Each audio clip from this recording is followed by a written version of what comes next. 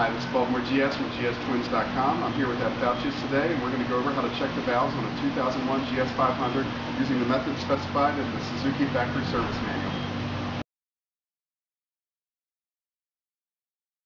To perform a valve check, you'll need a basic socket set, some Allen sockets or Allen keys to get the head cover off, feeler gauges to check your clearances, and if you do have to change things, you'll need a valve shim tool, some replacement shims, and a micrometer is handy for checking the size of the shims.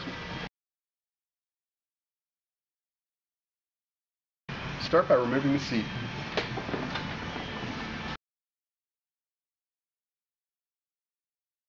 With the seat removed, you can access the two 12mm bolts holding the gas tank on.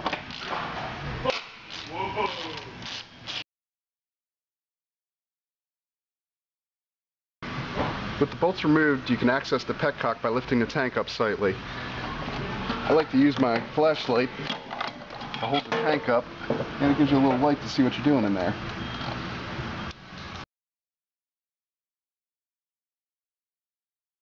With the tank lifted up, you can see the fuel tank petcock. You want to use a long flat blade screwdriver to fit into the little groove in the petcock and turn it to either side to turn it off.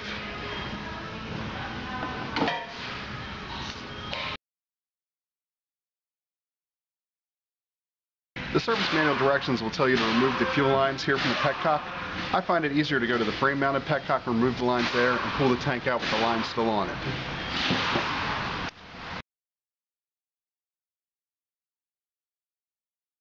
Remove the two 5mm Allen head bolts that hold the petcock to the frame.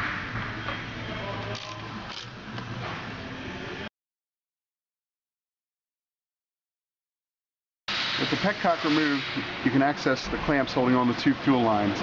I like to use a little bit of paint and mark the reserve line so I make sure I get it back in the right spot.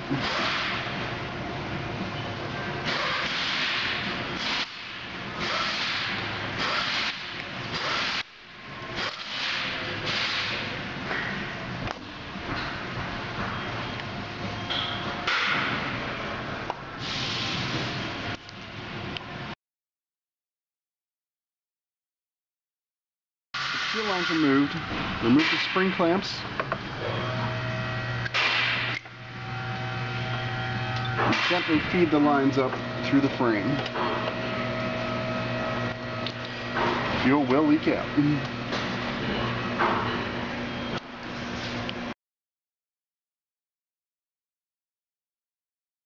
Go back with the tank to free from the frame. Remove the vent hose and gently lift the tank off.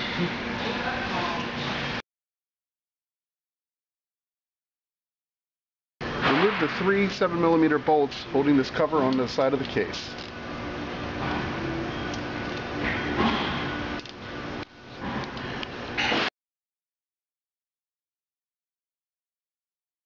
With the gas tank removed, we can now access our cylinder head cover.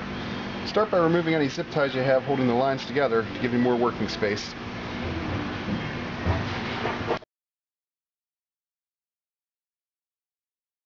Remove the breather hose from the air box to the cylinder head cover.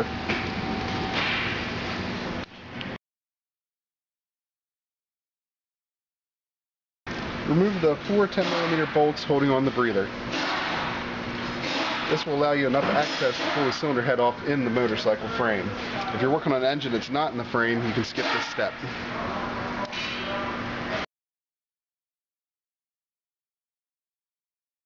With the four bolts removed, pry up gently on the breather. Be careful not to damage the gasket. If you do, it'll have to be replaced. Carefully not to lose that little breather element when you pull it off the bike.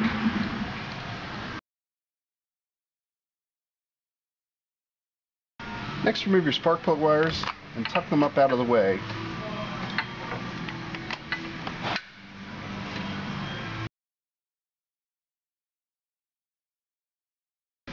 Remove the six 6mm Allen head bolts that are holding on the cylinder head cover.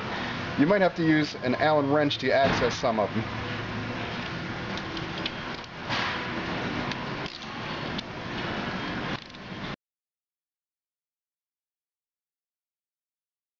Gently pry up on the cylinder head cover, being careful not to damage the gasket if you plan to reuse it. You want to work your way around and make sure you free the gasket everywhere before pulling up. On these little half moons, there should be some sealant that you have to pry apart.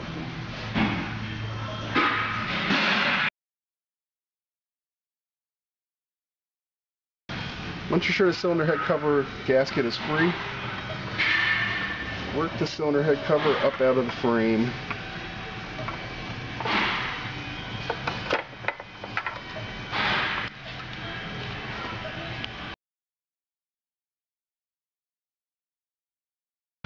With the cylinder head cover removed, you can inspect your gasket.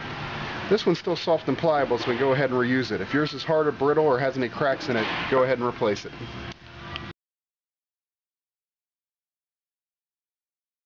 Using an 18mm deep well socket, go ahead and remove your spark plugs to make the engine easier to turn.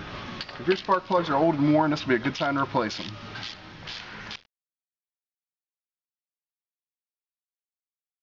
Using a 19mm, turn the crankshaft until the RT mark lines up with this pickup.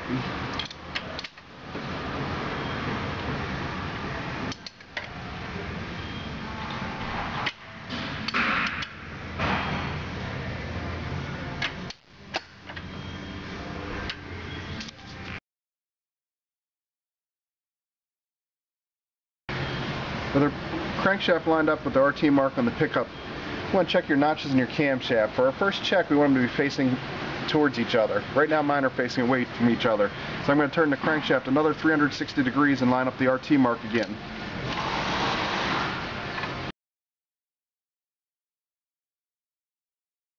With our RT mark aligned with the pickup, check and make sure both your camshaft notches are facing towards each other. Ours are, so right now we're good to check 3 of the valves.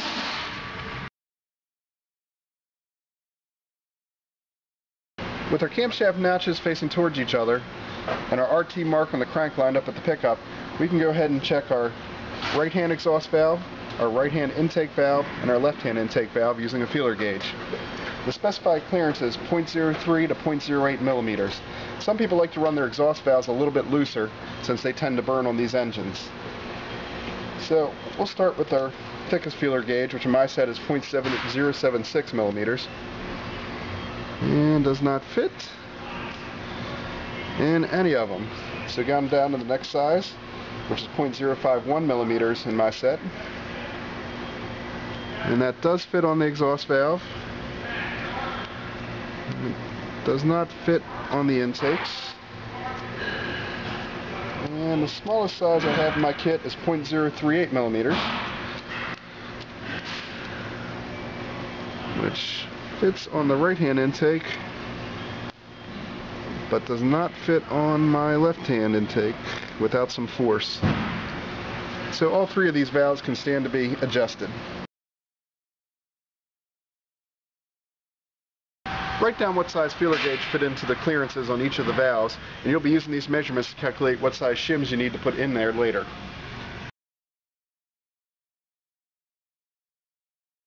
To measure the left-hand exhaust valve, you'll need to rotate the engine 360 degrees and line up the RT mark with the camshaft notches facing away from each other.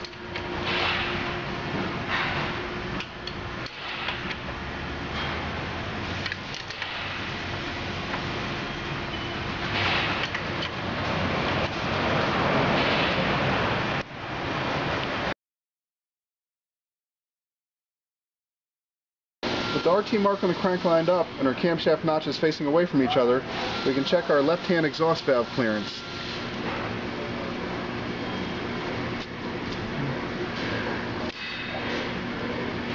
Which on this bike should be perfectly fine.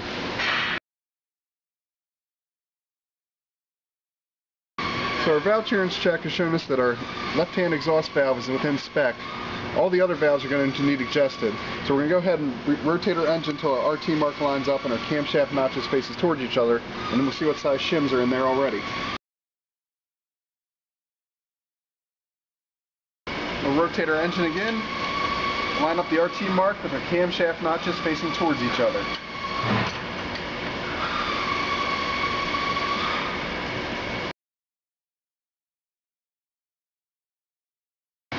The next step is to remove the valve shims so we can see what size shims are currently in there.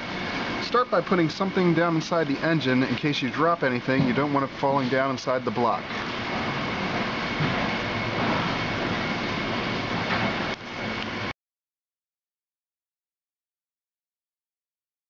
Rotate your valve shim bucket so you'll be able to access the notch to remove the shims.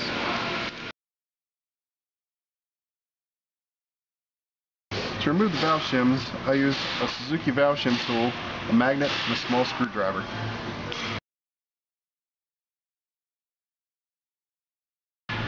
Use the valve shim tool to depress the edge of the valve shim bucket.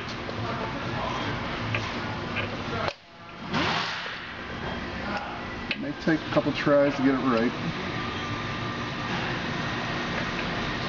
And with the notch you aligned earlier, pry up on the shim. There's going to be some tension from the oil.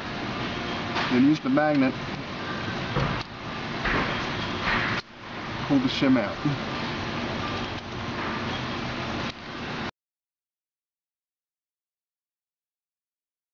This procedure will be repeated on our other 3 valves to get the shims out.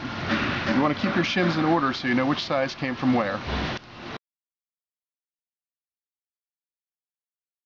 With our 3 shims removed, we can check the size. These 2 I can still read, say 265. This shim here was installed upside down, so I can't read the number. When you put your shims in, if you face them down, then the cam is going to wear away at this side. This one had the number facing up, so I can no longer read it. To check it, we're going to use a digital micrometer.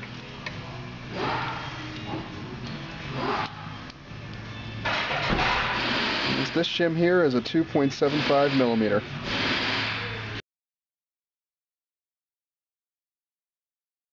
Now that we know the size of our shims and we have our measurements, we can calculate what size shims to reinstall in the engine to get our clearance within spec. The left-hand exhaust was okay, so we're going to leave that one alone. The right-hand exhaust, I could fit my 0.05 millimeter feeler gauge in, and I have a 2.75 shim, so we need to increase that by 0.03. Shims only come in 0.05 intervals when you're buying them, so this one here, if we subtract the 0.03 from the 275, would be 2.72. We'll go with the 270, which will give us slightly more clearance, which is fine on the exhaust valves. On a right-hand intake, I can fit a 0.03 millimeter feeler gauge into it. I have a 2.65 shim, so if we take 0.08 spec that we're trying to reach, subtract the 0.03 that we actually had clearance, we want to decrease this size by 0.05, so subtract 0.05 from 265, and we have a 260. Our left-hand side, same thing. I have a 265 shim. My smallest feeler gauge fit in there, but it was tight, so that would give us a 260 or possibly a 255.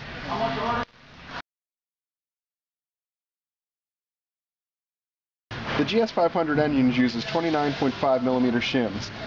You can get them from any Suzuki dealer, or there's some aftermarket resources on the internet. This is a factory shim kit. It has all different size shims in it. This isn't something I'd recommend for the average GS500 owner because it is rather expensive. And a lot of the shims that come in these kits are sizes you'll never use. All the ones that came out on my bike were 260, 265. So all these shims that are bigger than that, they're completely useless to me.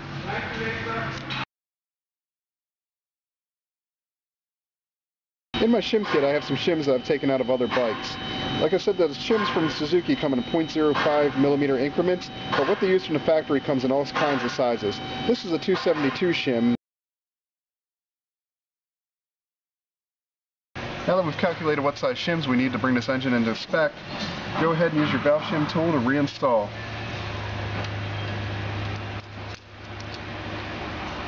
And make sure you face that number down so you'll be able to read the shim next time. And make sure the shim is fully seated before you release the bucket.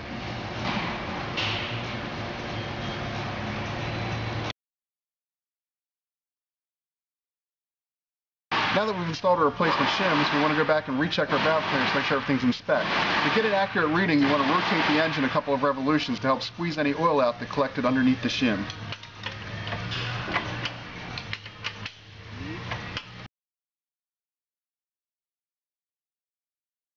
With the RT mark on my crankshaft lined up at the pickup, and my camshaft notches facing in towards each other again, I can check the valves for clearance. Using my largest feeler gauge, the 0.076 millimeter. We're good. Good. And good. Now just to make sure, we'll go up to the next step higher, which does not fit on the intakes. It does fit on the exhaust, but like I said, a lot of people like to run their exhaust valves a little bit looser to help make sure you don't burn a valve. So we'll go even one notch higher, which does not fit. So this exhaust valve right now is at about 0.010 millimeters, which is higher than the factory 0.08 spec, but it's still okay to leave it that way.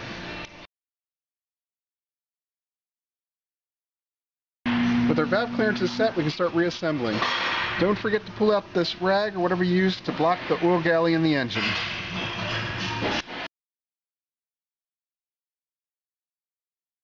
Before reinstalling the cylinder head cover, make sure you remove any old gasket material and be careful not to let it fall in the engine. Around these cam caps, you'll see old sealer. It's used to help seal in these little corners which don't always seal right with the gasket alone.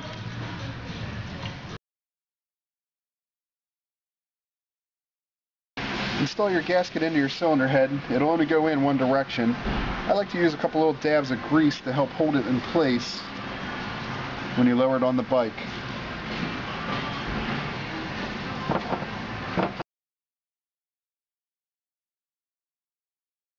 Place a small dab of liquid gasket in each of the corners where the cam journals were drilled out. I'm using Toyota FIPG, but any RTV should work.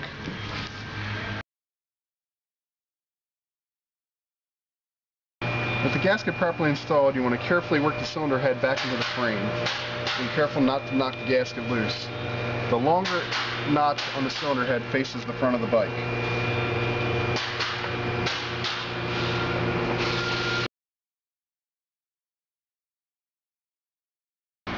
If you knock your gasket loose when you're inserting it in the engine like I did, you have to go around with the screwdriver or your fingers and work the gasket back into the cylinder head before it will seat properly.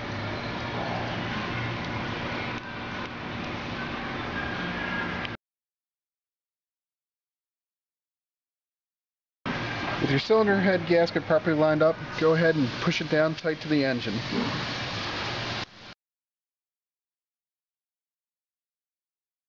The 4 cylinder head bolts that go into the cam caps have a seal that go in them. You can see the seal is still here in this one, while in the other 3 the seal stuck to the bolt. Just make sure those seals are present and in good shape before you put them in.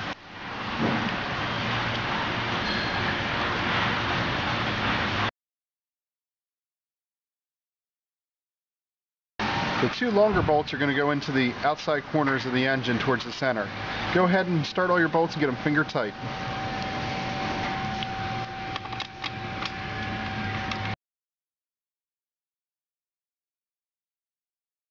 Tighten the cylinder head cover bolts in a crisscross manner so it presses the gasket down evenly. These bolts only take 11 foot-pounds, which isn't very much torque. And these 4 here are going into the camshaft caps, so you want to be real careful not to break them. I find it too hard to get a torque wrench in here with the engine in the frame, so I'm just very carefully tighten the bolt down to its seats, and then you want to take it just slightly farther.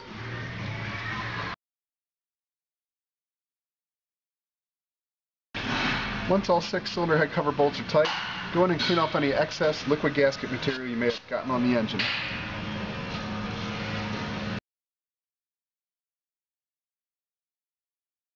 Reinstall the breather cover, make sure the breather element's still in there. If your gasket was torn on disassembly, make sure you reinstall a new gasket.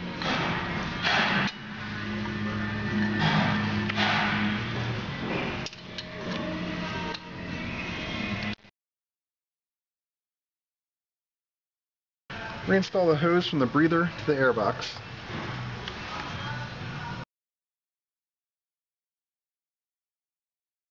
Install the spark plugs.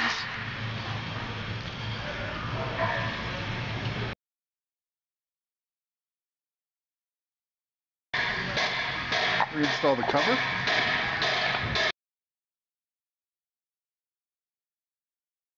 Carefully lower the fuel tank down towards the frame of the bike, making sure your fuel lines aren't getting pinched.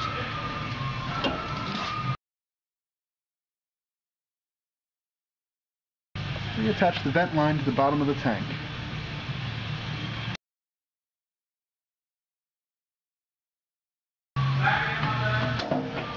Set the fuel tank onto the frame. You're going to have to lift it up again to get turned back on the petcock before you're finished installing it.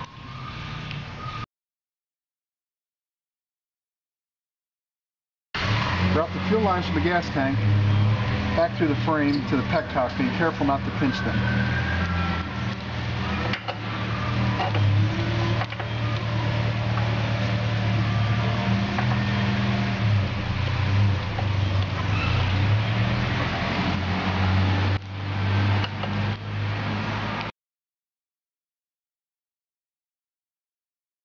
Reinstall the fuel lines from the tank petcock back to the frame petcock.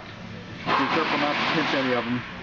The longer nipple on the tank petcock runs through farther back when on the frame petcock. We made a mark earlier, so we know that we're putting ours back in the right spot.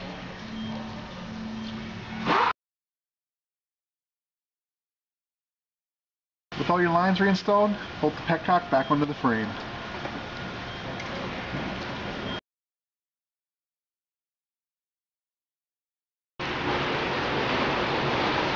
With all the fuel lines reconnected, you can go ahead and turn on the petcock on the gas tank. Straight down is on.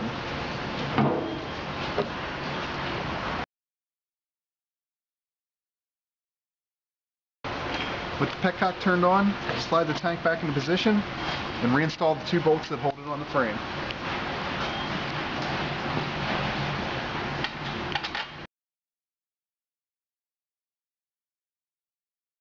Reinstall the seat.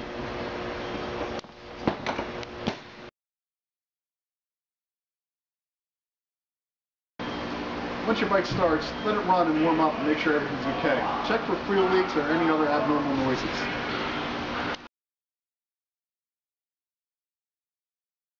I hope you found this tutorial helpful. For more great information, visit gstwin.com.